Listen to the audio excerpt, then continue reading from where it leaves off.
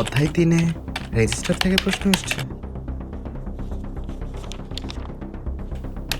অধ্যায় 5-এ if go to দিয়ে প্রশ্ন আসছে।